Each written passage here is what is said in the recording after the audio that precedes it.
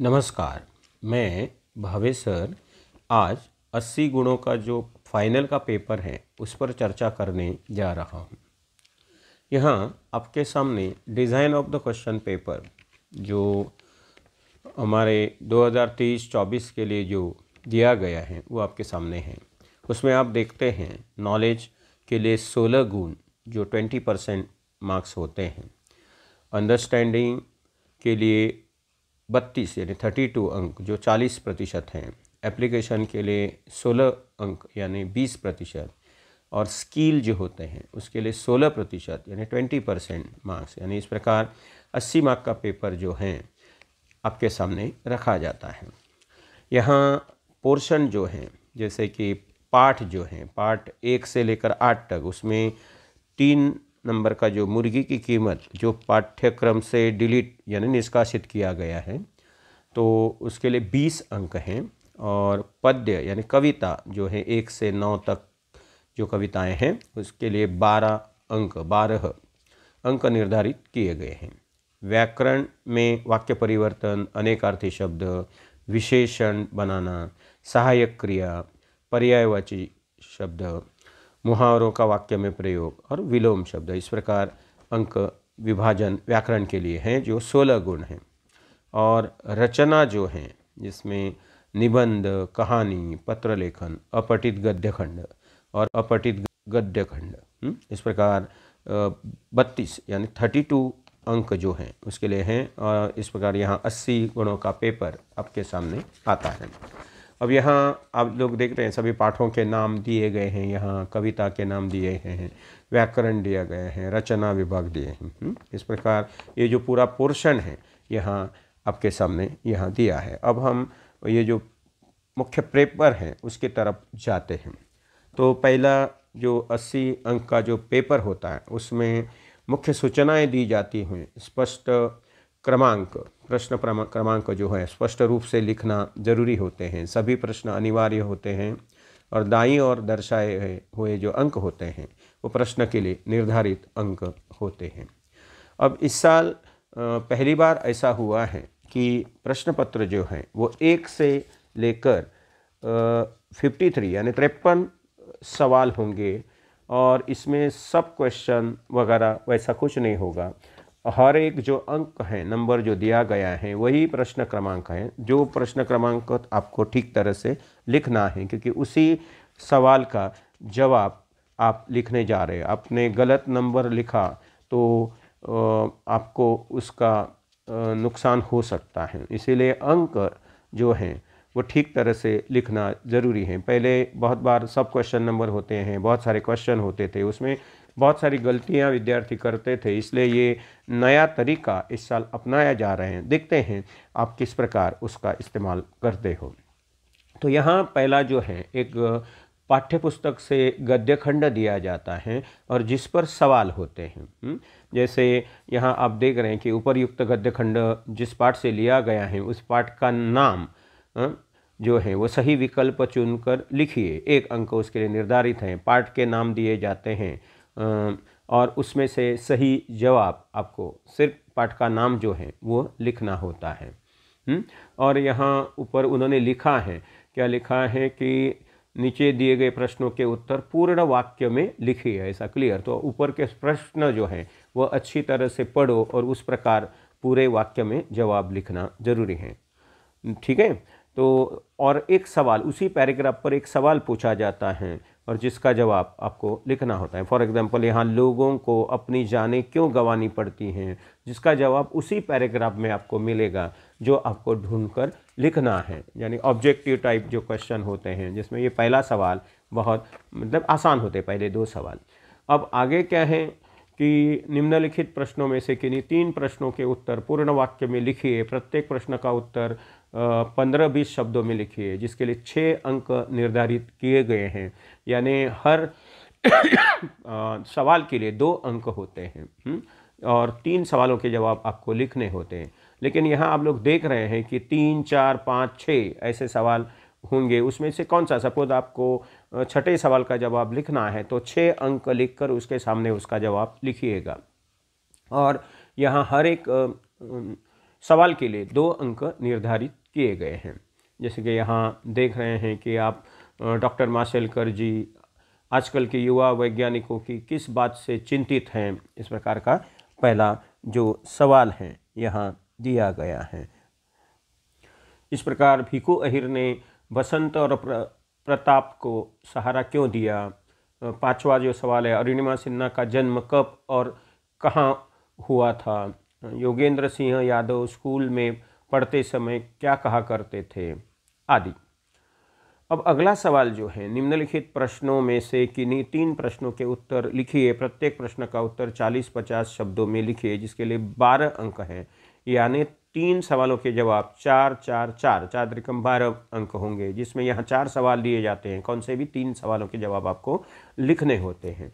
यहाँ हर एक जो प्रमुख सवाल है, प्रश्न है जो है, वो बोल्ड करके दिया गया है। मैंने क्वेश्चन पेपर जो आपके सामने जो रखा है उसमें प्रमुख जो सवाल होता है, जिसको अंक नंबर नहीं दिया जाता, नंबर सिर्फ सवालों को दिए गए हैं, और बाकी के जो प्रश्न होते हैं उसको अंक एक क्रम से दिए जाते हैं। जैसे 1 3 4 5 6 7 8 9 10 इस प्रकार 53 यानी 53 सवाल आपको इस साल पूरे प्रश्न पत्र में देखने को मिलेंगे।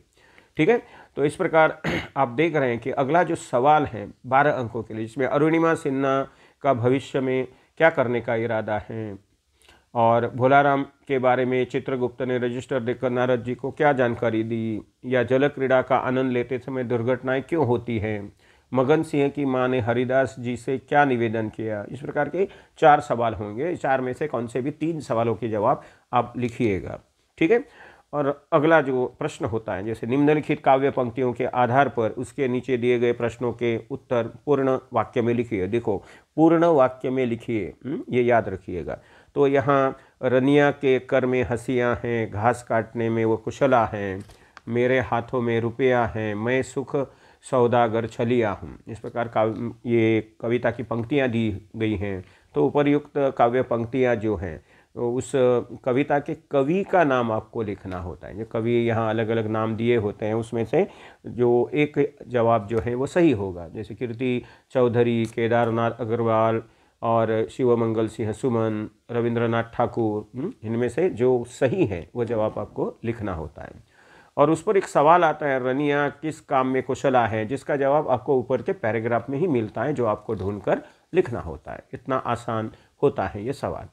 अब अगला जो होता है, निम्नलिखित प्रश्नों में से किन्हीं 2 प्रश्नों के उत्तर पूर्ण वाक्य में लिखिए। प्रत्येक प्रश्न का उत्तर 10-12 शब्दों में लिखिए, जिसके लिए 4 अंक निर्धारित किए गए हैं। यहाँ 2 ही सवालों के, जैसे आप लोग पाठों पर 2 अंकों के लिए 3 सवाल पूछे जाते हैं, वैसे यहाँ कविता पर 2 सवाल पूछे जाते हैं, जिसके लिए 2-2 अंक निर्धारित किए गए। हर सवाल के लिए 2 अंक होते हैं। यहाँ 3 सवाल दिए जाते हैं, इसमें से किसी के नहीं 2 सवालों के जवाब आपको लिखने होते हैं। यहाँ फॉर एग्जांपल जो दिए हैं, किताबों को कौन सी नई आदत पड़ गई है, सुख दुख के संबंध में कीर्ति चौधरी क्या कहती हैं, कवि ने बहुत दिनों के बाद किसकी तान सुनी। इस प्रकार के सवाल यहाँ दिए होते हैं। किसी भी 2 सवालों के जवाब आप लिखिएगा, जिसके लिए 2-2 अंक निर्धारित किए गए, यानी एक चॉइस के रूप में ज़्यादा सवाल यहाँ पूछा जाता है। अब अगला सवाल जो है, निम्नलिखित प्रश्नों में से किन्हीं 2 प्रश्नों के उत्तर पूर्ण वाक्य में लिखिए। प्रत्येक प्रश्न का उत्तर 25-30 शब्दों में लिखिए, जिसके लिए 6 अंक हैं। यानी 2 सवालों के जवाब आपको लिखने होते हैं, यानी जो बड़े सवाल हैं। यहाँ भी 3 सवाल पूछे जाते हैं। अब जिनके अंक देखो, 16, 17 और 18 ऐसे हैं, 16, 17, 18। तो इसमें से किसी 2 सवालों के जवाब लिखिएगा। पंछी के अरमानों के विषय में कविता में क्या कहा गया है। कवि तुलसीदास जी के अनुसार श्री राम जी के आने का समाचार सुनकर माँ कौशल्या जी की क्या स्थिति हुई। या तीसरा सवाल जो है, पुस्तक प्रेमी पुस्तकों के प्रति क्या व्यवहार करते थे। तो यहाँ किसी भी 2 सवालों के जवाब लिखिए, जिसके लिए यहाँ अंक जो है 6 निर्धारित, यानी 3-3 अंक हर सवाल के लिए हैं। 2 ही सवालों के जवाब आपको लिखना है, एक चॉइस के रूप में एक्स्ट्रा सवाल दिया जाता है। अब यहाँ व्याकरण की तरफ हम मुड़ते हैं। ग्रामर पार्ट जो है, यहाँ निम्नलिखित क्रियाओं में से किन्हीं 2 क्रियाओं का सार्थक वाक्य में सहायक क्रिया के रूप में प्रयोग कीजिए, जिसके लिए यहाँ 2 अंक हैं, जैसे पढ़ना, लगना, रहना। अब लोगों को सहायक क्रियाएं जो सिखाई जाती है उस पर पूर्ण वाक्य लिखना ज़रूरी है। फॉर एग्जांपल सपोज एक सकना है, तो मैं वह काम नहीं कर सका, तो कर सका ऐसा वो इकट्ठा आना ज़रूरी है। तो सकना, सका से सकना सहायक क्रिया होती है। उस प्रकार यहाँ पढ़ना, लगना, रहना, जिस पर आपको वाक्य बनाने हैं। अब कोष्टक में दिए गए निर्देशानुसार वाक्य परिवर्तन कीजिए। यहाँ भी जो ब्रैकेट में, कोष्टक में यानी ब्रैकेट में जो आपको सवाल पूछा जाता है, जैसे आज्ञावाचक वाक्य में उसको बदलना है या संकेतवाचक वाक्य में बदलना है, ऐसा दिया है ना, राधा गाड़ी चलाती है, इसको आज्ञावाचक वाक्य में आपको बदल के पूर्ण वाक्य लिखना होता है। जब बरसात न होने पर फसल सूख जाएगी, तो यहाँ संकेतवाचक वाक्य में इसको बदल कर लिखना है। वाक्य के जो 8 प्रकार हैं उसमें से किन्हीं भी 2 प्रकारों पर यहाँ सवाल पूछा जाता है। तो ग्रामर पार्ट का ये जो हिस्सा है इसके लिए 2 अंक निर्धारित किए गए हैं। अब ग्रामर पार्ट पर ही जो तीसरा सवाल जो होता है, जैसे पर्यायवाची शब्द चुनकर लिखिए। यहाँ आपके लिए आसान होता है, 4 पर्याय दिए होते हैं, उसमें से एक पर्याय सही होता है। जैसे कि उलझन शब्द का पर्यायवाची शब्द चुनकर लिखिए। अब यहाँ मेहनत, करुणा, चिंता, परिश्रम, इसमें से एक सही जवाब होता है जो आपको लिखना होता है, उसके लिए 1 गुण है। इसलिए यहाँ ध्यान देकर अच्छी तरह से उसको सोच समझकर लिखना है, क्योंकि यहाँ गलत लिखा तो 1 अंक चला जाएगा।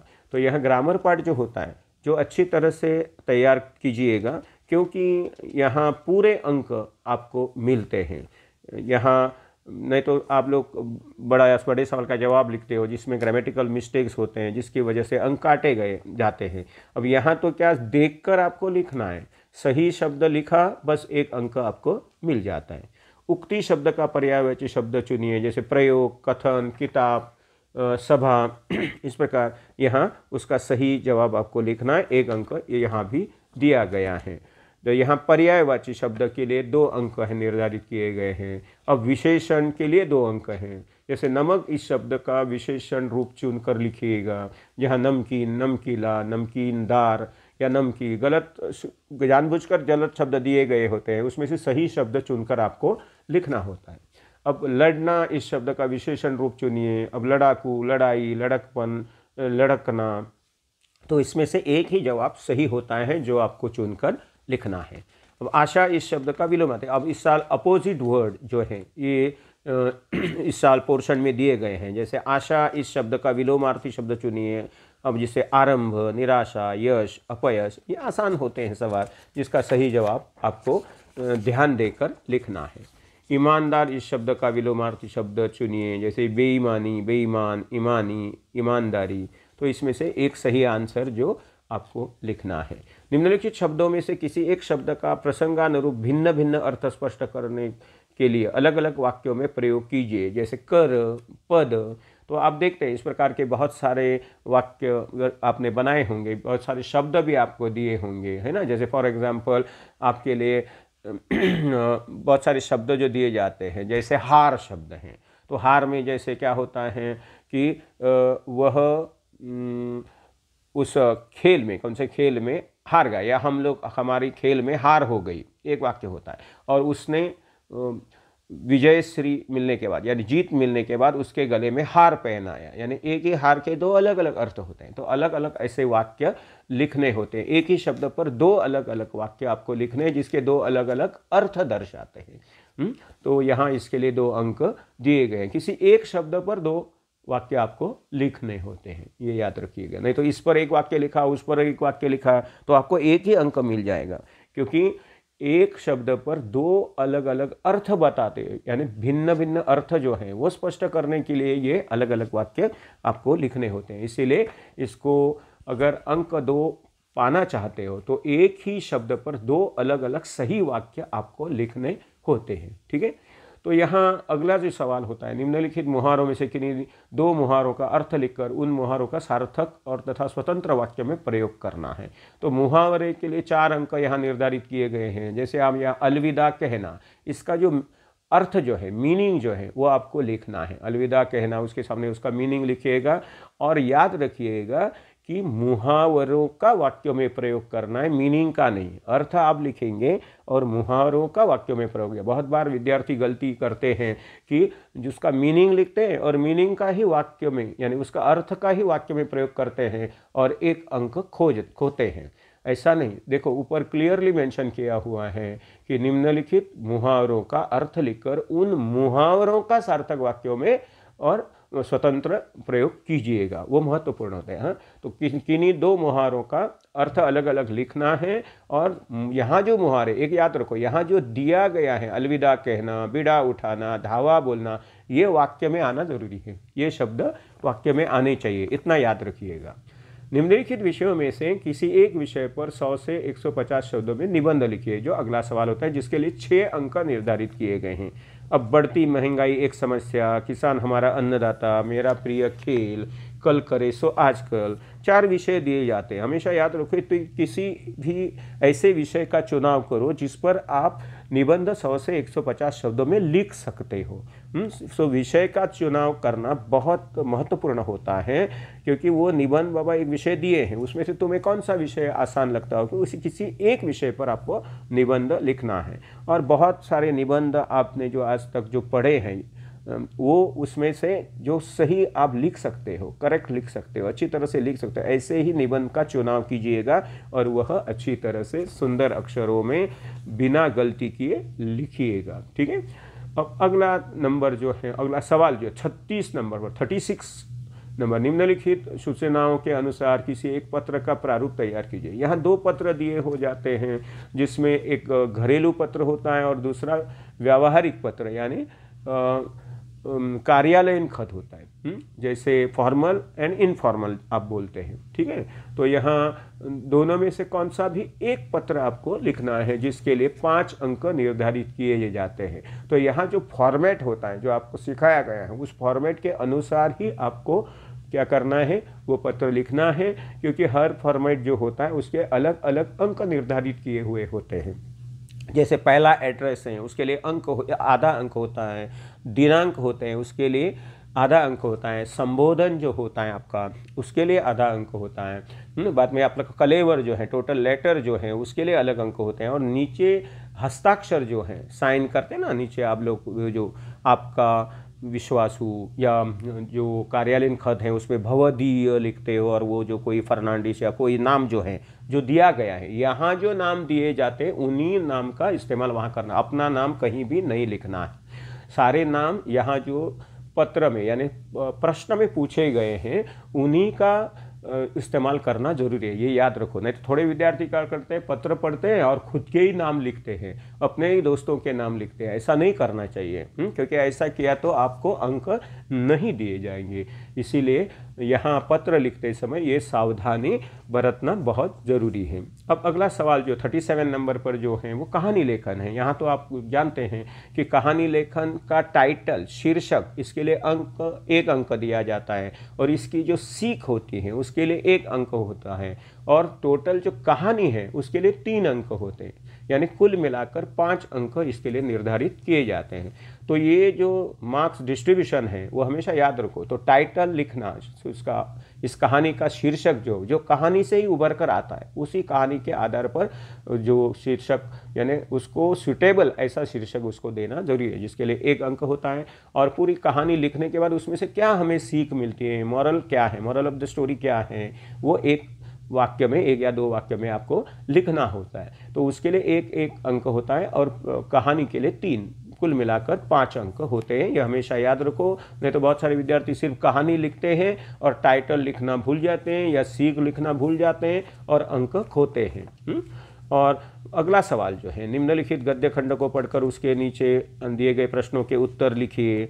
यहाँ तो 2 पैराग्राफ आपको दिए जाते हैं अलग अलग। एक बड़ा पैराग्राफ होता है जिस पर 10 सवाल होते हैं, और दूसरा पैराग्राफ जो होता है उस पर 6 सवाल होते हैं। यानी यहाँ आपको 16 अंक जो हैं वो सिर्फ 2 गद्य खंड जो है उसके लिए मिलते हैं। तो ये गद्य खंड अच्छी तरह से पढ़िएगा, उसी गद्य खंड में हर सवाल का जवाब होता है। तो प्रत्येक सवाल अंक अच्छी तरह से लिखना, उसके जो नंबर हैं, अब 38 नंबर, साहित्य में कौन कौन सी बड़ी शक्ति होती है, साहित्य में कौन सी बड़ी शक्ति होती है, ये जो सवाल है, तो वहाँ उसका जवाब आप उस यहाँ ढूंढिएगा और अच्छी तरह से उसका सरल वाक्य में उसका जवाब लिखिए। तो इस प्रकार यहाँ कुल मिलाकर 10 सवाल दिए गए हैं, जिनके सवाल के जवाब के सारे जवाब आपको इसी पैराग्राफ में मिलते हैं। वैसे ही जो लास्ट क्वेश्चन जो होता है, निम्नलिखित गद्य खंड को पढ़कर उसके नीचे लिखे प्रश्नों के उत्तर लिखे, जहाँ 6 आपको सवाल दिए जाते हैं और जिस सवालों के जवाब भी आपको उसी पैराग्राफ में मिलते हैं। तो ये 16 मार्क्स जो हैं वो आपको आसानी से मिल सकते हैं। तो एक्चुअली पास होने के लिए ये कॉम्प्रहेंशन जो है वह अच्छी तरह से सॉल्व करना ज़रूरी है। हमें समय नहीं मिला, बाद में रह गया, ऐसा नहीं होना चाहिए।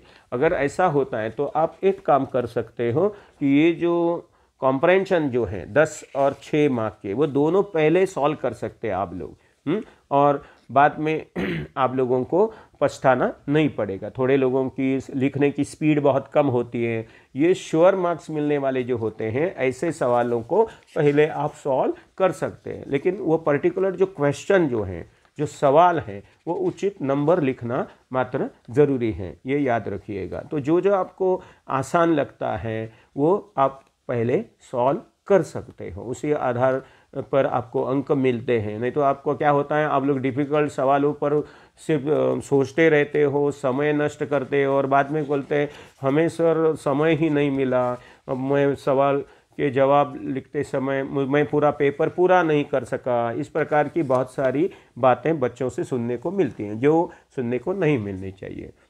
तो ठीक है, इस प्रकार ये तुम्हारे लिए एक मॉडल क्वेश्चन पेपर मैंने यहाँ दिया है, जिसका इस्तेमाल आप लोगों को पढ़ाई करने के लिए कीजिएगा और अच्छे अंक लेकर पास हो जाइएगा। ठीक है, धन्यवाद।